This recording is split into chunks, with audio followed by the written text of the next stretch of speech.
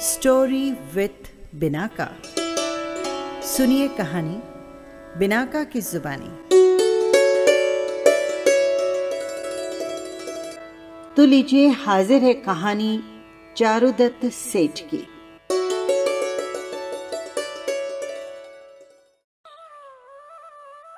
जिस समय की ये कहानी है तब चंपापुरी राजा शूरसेन थे। राजा बड़े ही बुद्धिमान और प्रजा हितैषी थे। उनके नियमित शासन की सारी प्रजा एक स्वर से प्रशंसा करती थी। यहीं पर एक इज्जतदार भानुदत्त सेठ रहता था। उसकी स्त्री का नाम था सुभद्रा। सुभद्रा के कोई संतान नहीं हुई, इसलिए वो संतान प्राप्ति की इच्छा से नाना प्रकार के देवी देवताओं की पूजा किया करती, अनेक प्रकार की मान्यताएं लिया करती, परंतु तब भी उसका मनोरथ नहीं फला। एक दिन जब वो भगवान के दर्शन करने मंदिर गई, तब वहां उसने एक चारण मुनि को देखा। उन्हें नमस्कार कर उनसे पूछा, प्रभु, क्या मेरा मनोरथ भी कभी पूर्ण होगा? मुनिराज उनके हृदय के भावों को जानकर बोले, पुत्री, इस समय तो जिस इच्छा से दिन रात को देवों की पूजा और मानता किया करती है, वो ठीक नहीं है। उससे लाभ की जगह हानि हो रही है। तो इस प्रकार की पूजा मानता द्वारा अपने सम्यकत्व को नष्ट मत कर। तू विश्वास कर कि संसार में अपने पाप पुण्य के सिवाय और कोई देवी देवता नहीं, किसी को कुछ लेने देने में समर्थ नहीं। अब तक तेरे पाप का उदय था, इसलिए तेरी इच्छा पूरी न हो सकी, पर अब तेरे महान पुण्य कर्म का उदय आएगा, जिससे तुझे एक पुत्र रत्न की प्राप्ति होगी। तू इसके लिए पुण्य के कारक पवित्र धर्म पर विश्वास रख। मुनिराज द्वारा अपना भविष्य सुनकर सुभद्रा बहुत खुश हुई। वो उन्हें नमस्कार कर घर चली गई। वो अब जिन भगवान के पवित्र धर्म पर विश्वास कर दान, पूजा, व्रत वगैरह करने लगी। इस दशा में दिन बड़े सुख के साथ कटने लगे। इसी तरह कुछ दिन बीतने पर मुनिराज के कहे अनुसार उसके पुत्र हुआ। उसका नाम रखा चारुदत्त। वो जैसे जैसे बड़ा होता गया, साथ में उत्तम उत्तम गुण भी उसमें अपना स्थान बनाते गए। चारुदत्त बचपन से ही पढ़ने लिखने में अधिक योग्य दिखता था। यही कारण था कि उसे 24-25 वर्ष होने पर भी किसी प्रकार के विषय वासना छू तक न गई। उसे तो दिन रात अपने पुस्तकों से प्रेम था। उन्हीं के अभ्यास, विचार, मनन और चिंतन में वो सदा मग्न रहता, और इसी कारण वो बचपन से ही बहुधा कर विरक्त रहने लगा। उसकी इच्छा नहीं थी कि वो ब्याह कर संसार में माया जाल में फंसे, पर उसके माता पिता ने उसे ब्याह करने का बहुत आग्रह किया। उनकी आज्ञा और अनुरोध से उसने अपने मामा की गुणवती पुत्री मित्रवती के साथ विवाह कर लिया। ब्याह तो हो गया, पर तब भी चारुदत्त उसका रहस्य नहीं समझ पाया, और इसलिए उसने कभी अपनी प्रिया का मुंह तक नहीं देखा। पुत्र की युवावस्था में ये दशा देखकर उसकी मां को बड़ी चिंता हुई। चारुदत्त की विषयों की ओर प्रवृत्ति हो, इसके लिए उसने चारुदत्त को ऐसे लोगों की संगति में भेजा जो व्याभिचारी थे। इससे उसकी मां का अभिप्राय तो सफल अवश्य हुआ, लेकिन चारुदत्त विषयों में फंस गया और वो वेश्या का ही प्रेमी बन गया। उसने तब से घर का मुंह तक नहीं देखा। उसे कोई लगभग 12 वर्ष वेश्या के यहाँ रहते हुए बीत गए। इस अरसे में उसने अपने घर का सब धन भी गंवा दिया। चंपा में चारुदत्त का घर अच्छे धनिकों की गिनती में था, पर अब वो एक साधारण स्थिति का आदमी रह गया। अभी तक चारुदत्त के खर्च के लिए उसके घर से नकद रुपया आया करता था, पर अब रुपया लुट जाने से उसकी स्त्री का गहना आने लगा। जिस वेश्या के साथ चारुदत्त का प्रेम था, उस कुट्टनी की मां ने चारुदत्त को अब दरिद्र हुआ समझकर एक दिन अपनी लड़की से कहा, बेटी, अब इसके पास धन नहीं रहा, ये भिखारी हो चुका है, इसलिए अब तुझे इसका साथ जल्दी छोड़ देना चाहिए। अपने यहाँ पर दरिद्र मनुष्य किसी काम का नहीं। और वही हुआ। बसंत सेना ने उसे अपने घर से निकालकर बाहर किया। ये देखकर चारुदत्त को बहुत दुख हुआ।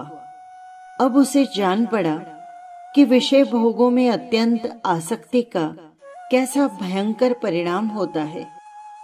अब वो एक पल भर के लिए भी वहां नहीं ठहरा और अपनी प्रिया के आभूषण लेकर विदेश चलता बना।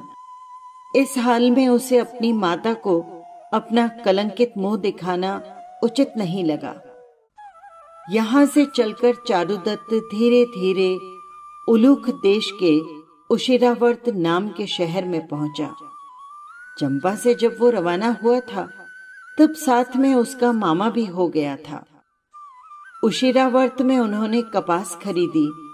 यहां से कपास लेकर दोनों ताम्रलिप्ता नामक पुरी की ओर रवाना हुए।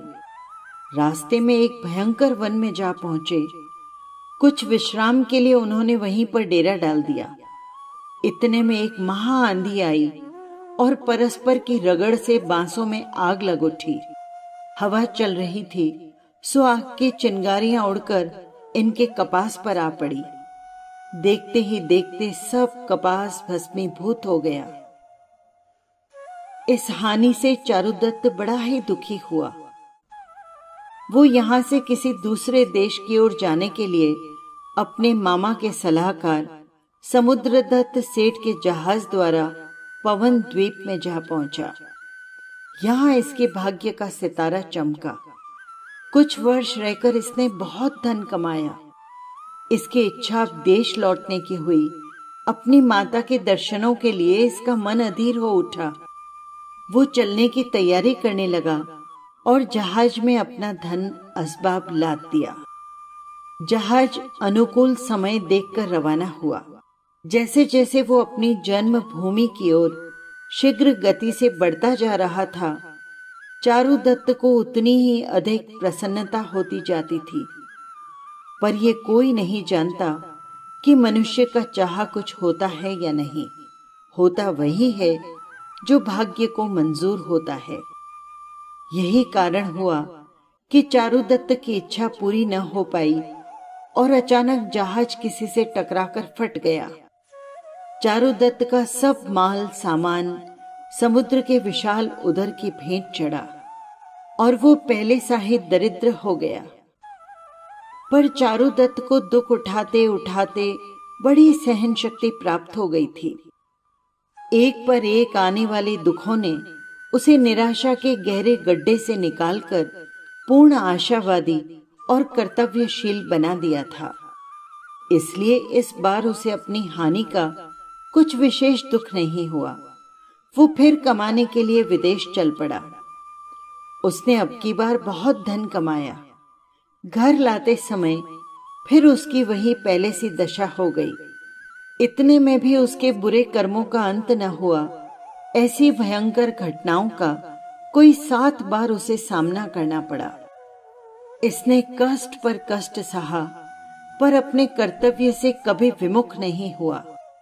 इस बार जहाज के फट जाने से वो समुद्र में गिर पड़ा।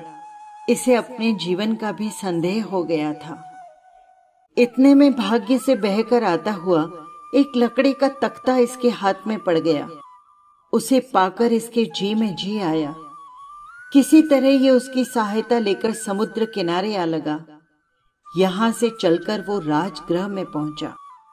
वहां उसे एक विष्णुमित्र नाम का सन्यासी मिला।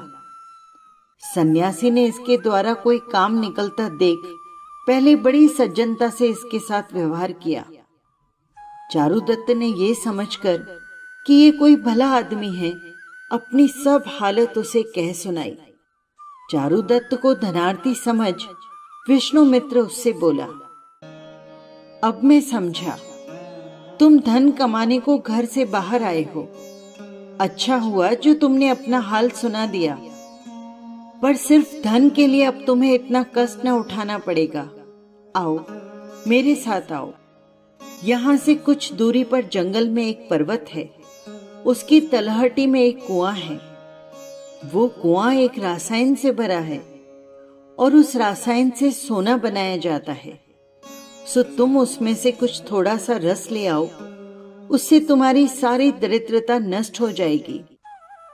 चारुदत्त सन्यासी के पीछे पीछे हो लिया। सन्यासी और उसके पीछे पीछे चारुदत्त दोनों एक पर्वत के पास पहुंचे।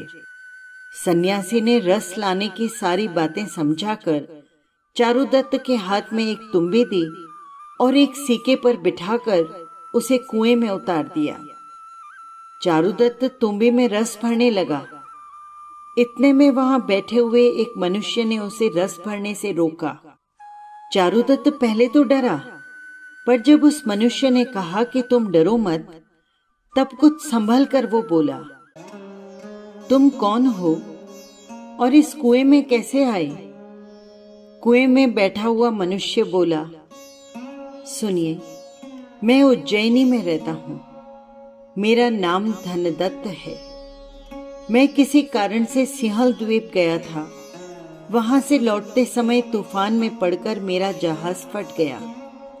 जन धन की बहुत हानि हुई। मेरे हाथ एक लकड़ी का पाटिया लग गया, या यूं कहिए कि देव की दया से मैं बच गया। समुद्र से निकलकर मैं अपने शहर की ओर जा रहा था कि रास्ते में मुझे यही सन्यासी मिला। ये दुष्ट मुझे धोखा देकर यहां ले आया। मैंने कुएं में से इसे रस भरकर ला दिया। इस पापी ने पहले तुम्बी मेरे हाथ से ले ली और फिर रस्सी काटकर भाग गया। मैं कुएं में आ गिरा। भाग्य से चोट तो अधिक न आई, पर 2-3 दिन इसमें पड़े रहने से मेरी तबीयत बहुत बिगड़ गई है और अब मेरे प्राण घुट रहे हैं। उसके हालात सुन चारुदत्त को बड़ी दया आई, पर वो ऐसी जगह में फंस चुका था जिससे उसे जिंदा करने का यत्न भी नहीं कर सकता था। चारुदत्त ने उससे पूछा, तो मैं इस सन्यासी को रस भर कर ना दूं? धनदत्त ने कहा, नहीं, ऐसा मत करना। रस तो भरकर दे ही दो, अन्यथा ये ऊपर से पत्थर वगैरह मारकर तुम्हें कष्ट पहुंचाएगा। तब चारुदत्त ने तुम्बी को रस से भरकर सीके में रख दिया। सन्यासी ने उसे निकाल लिया।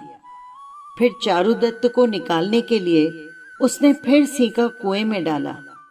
अब की बार चारुदत्त ने स्वयं सीके में न बैठ बड़ी वजनदार पत्थर को उसमें रख दिया। सन्यासी उस पत्थर भरे सीके पर चारुदत्त को बैठा हुआ समझकर जब सीका आधी दूर तक आया तो उसे काट दिया और चलता बना। चारुदत्त की जान बच गई। उसने धनदत्त से कहा, तुमने मुझे जीवन दान दिया है और इसके लिए मैं तुम्हारा जन्म भर ऋणी रहूंगा। हाँ, और ये तो कहिए कि इससे निकलने का भी कोई उपाय है क्या? धनदत्त बोला, हाँ, यहां रस पीने को प्रतिदिन एक चंदन गौ आया करती है। आज तो वो आकर चली गई, कल सवेरे वो फिर आएगी। तुम उसकी पूंछ पकड़कर निकल जाना। इतना कहकर वो बोला, अब मुझसे बोला नहीं जाता। मेरे प्राण बड़े संकट में हैं। चारुदत्त को ये देखकर बड़ा दुख हुआ कि वो अपने उपकारी की कुछ सेवा नहीं कर पाया। उससे और तो कुछ नहीं बना, पर इतना तो उसने तब भी किया कि धनदत्त को पवित्र जिन धर्म का उपदेश देकर, जो कि उत्तम गति का साधन है, पंच नमस्कार मंत्र सुनाया और साथ ही संथारा भी दिला दिया। सवेरा हुआ। सदा की भांति आज भी चंदन गौ रस पीने आई और रस पीकर जैसे ही वो जाने लगी, चारुदत्त ने उसकी पूंछ पकड़ ली। उसके सहारे वो बाहर निकल आया और यहां से इस जंगल को लांघकर एक ओर जाने लगा। रास्ते में उसकी अपने मामा रुद्रदत्त से भेंट हो गई। रुद्रदत्त ने चारू का सब हाल जानकर कहा, तो चलिए अब हम रत्नद्वीप में चलें। वहां अपना मनोरथ अवश्य पूर्ण होगा। धन की आशा मन में लिए ये दोनों अब रत्नद्वीप जाने को तैयार हुए। रत्नदीप जाने के लिए पहले एक पर्वत पर जाना पड़ता था और पर्वत पर जाने का जो रास्ता था वो बहुत संकरा था। इसलिए पर्वत पर जाने के लिए इन्होंने 2 बकरे खरीद लिए और उन पर सवार होकर ये रवाना हुए। जब ये पर्वत पर कुशलता पूर्वक पहुंच गए तो पापी रुद्रदत्त ने चारुदत्त से कहा, देखो, अब आगे का मार्ग इतना संकरा है कि उस पर हम बकरे से भी नहीं जा सकते। अब हमें यहाँ पर इन दोनों बकरों को मारकर 2 चमड़े की थैलियां बनानी चाहिए और उन्हें उलटकर उनके भीतर घुस दोनों का मुंह सी लेना चाहिए। मांस के लोभ में यहाँ सदा ही भैरुदंड पक्षी आया करते हैं, सो वे अपने को उठाकर ले जाएंगे और हम उस पार रत्नदीप पहुंच जाएंगे।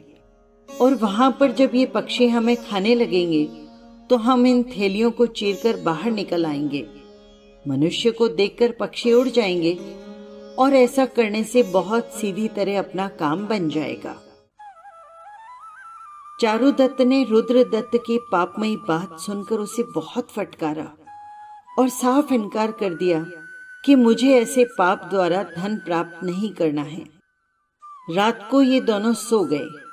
चारुदत्त को स्वप्न में भी ख्याल न था कि रुद्रदत्त सचमुच इतना नीच होगा और इसलिए वो निशंक होकर सो गया था। जब चारुदत्त को खूब गहरी नींद आ गई तो पापी रुद्र चुपचाप उठा और जहां बकरे बंधे थे वहां पर गया। उसने पहले अपने बकरे को मार डाला और चारुदत्त के बकरे का अभी उसने आधा गला काटा ही था कि अचानक चारुदत्त की नींद खुल गई। रुद्रदत्त को अपने पास सोया न पाकर उसका सिर ठनका। वो उठकर दौड़ा और बकरों के पास पहुंचा। जाकर देखा तो पापी रुद्र बकरे का गला काट रहा था। चारुदत्त को काटो तो खून नहीं। वो क्रोध के मारे भर्रा गया। उसने रुद्रदत्त के हाथ से छुरी तो छुड़ाकर फेंकी और उसे खूब खरी खोटी सुनाई। उस अधमरे बकरे को टगर टगर करते देख दया से चारुदत्त का हृदय भर आया। उसकी आंखों से आंसुओं की बूंदें टपकने लगी, पर वो उसकी जान बचाने के प्रयत्न के लिए भी लाचार था, क्योंकि वो प्रायः काटा जा चुका था। उसकी शांति के साथ मृत्यु हो और वो सुगति को लाभ करे, इसके लिए चारु ने इतना अवश्य किया कि उसे नमस्कार महामंत्र सुनाकर संथारा दिला दिया।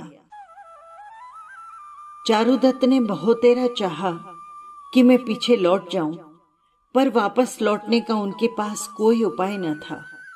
इसलिए अत्यंत लाचारी की दशा में उसे भी रुद्र की तरह उस थैली की शरण लेनी पड़ी। उड़ते हुए भैरुदंड पक्षी पर्वत पर 2 मांस के पिंड पड़े देखकर आए और उन दोनों को अपनी चोंच से उठाकर चलते बने। रास्ते में उनमें परस्पर लड़ाई होने लगी। परिणाम ये निकला कि जिस थैली में रुद्रदत्त था वो पक्षी की चोंच से छूट पड़ी और रुद्रदत्त समुद्र में जा गिरा और मर गया। मरकर वो पाप के फल से कुगति में गया। चारुदत्त की थैली को जो पक्षी लिए था उसने उसे रत्नदीप के एक सुंदर पर्वत पर ले जाकर रख दिया। उसके बाद पक्षी ने उसे चोंच से चीरना शुरू किया। उसका कुछ भाग चीरते ही उसे चारुदत्त दिखाई पड़ा। पक्षी उसी समय डरकर उड़ गया। जैसे ही चारुदत्त थैली के बाहर निकला कि धूप में मेरू की तरह निश्चल खड़े मुनिराज को देख चारुदत्त की उन पर बहुत श्रद्धा हो गई। चारुदत्त उनके पास गया और बड़ी भक्ति से उनके चरणों में अपना शीश नवाया।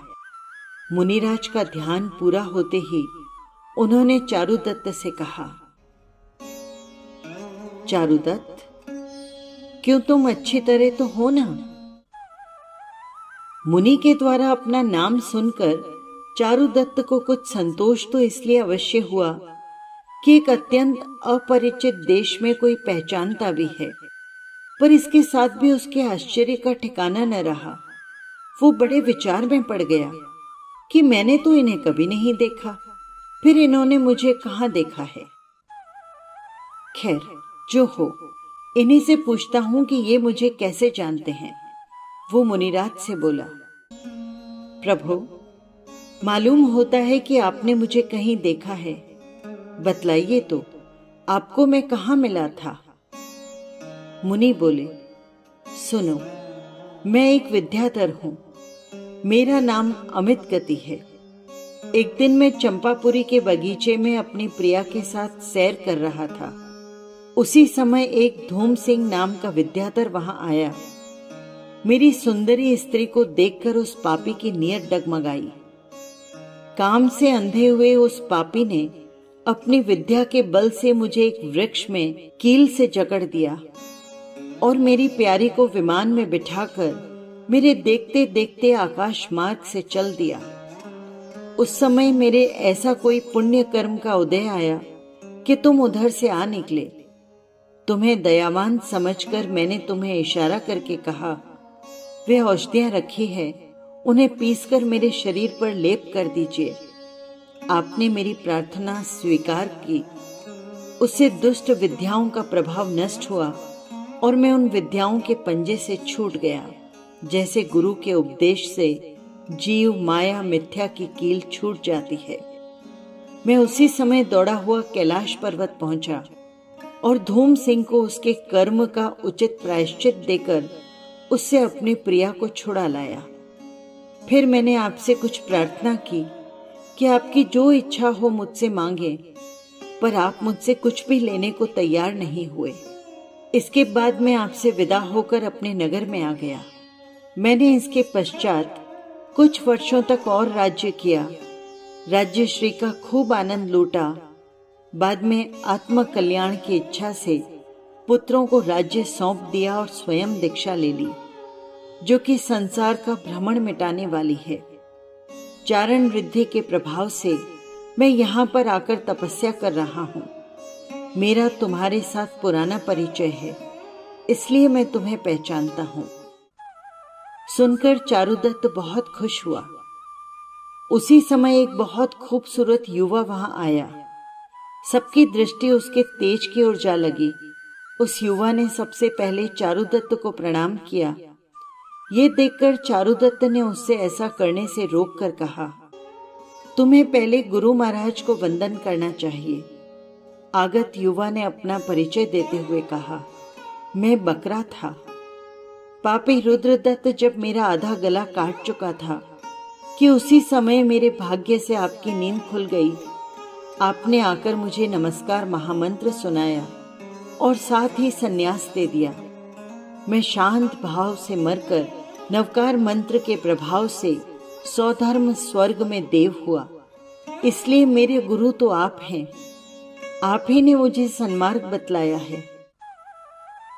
इसके बाद सौधर्म देवधर्म प्रेम से बहुत सुंदर सुंदर और मूल्यवान दिव्य वस्त्राभूषण चारुदत्त को भेंट किए और वो उसे नमस्कार कर चला गया। इधर ये विद्याधर सिंह यश और वाहरग्रीव मुनिराज को नमस्कार कर चारुदत्त से बोले, चलिए हम आपको आपकी जन्मभूमि चंपापुरी में पहुंचा दें। इससे चारुदत्त को बड़ी प्रसन्नता हुई और वो जाने के लिए सहमत हो गया। चारुदत्त ने इसके लिए उनसे बड़ी कृतज्ञता प्रकट की।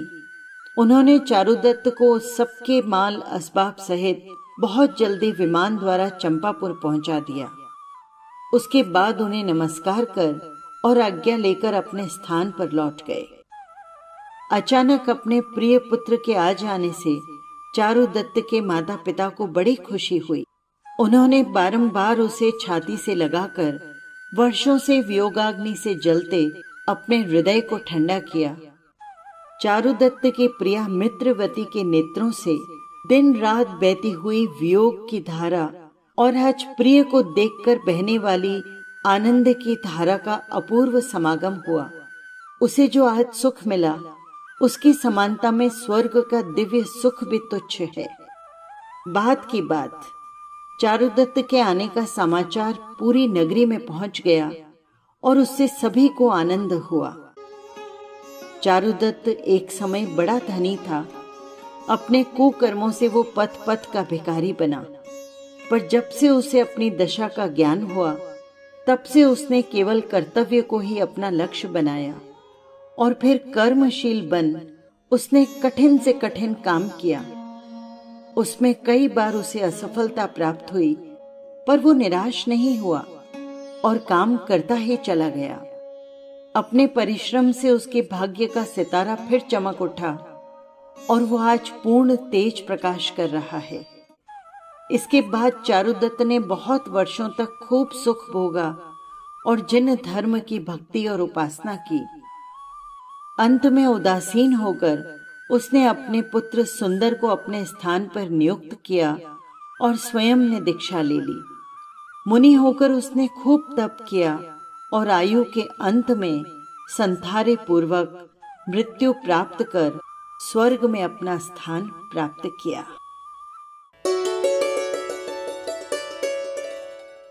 बस यही थी कहानी। आपको कैसी लगी कमेंट बॉक्स में जरूर लिखिएगा। और हाँ, यदि आपने चैनल को सब्सक्राइब नहीं किया है तो कर लीजिएगा, जिससे हर कहानी सीधे पहुंच सके आप तक। फिर मिलेंगे किसी नई कहानी के साथ। जय जिनेंद्र।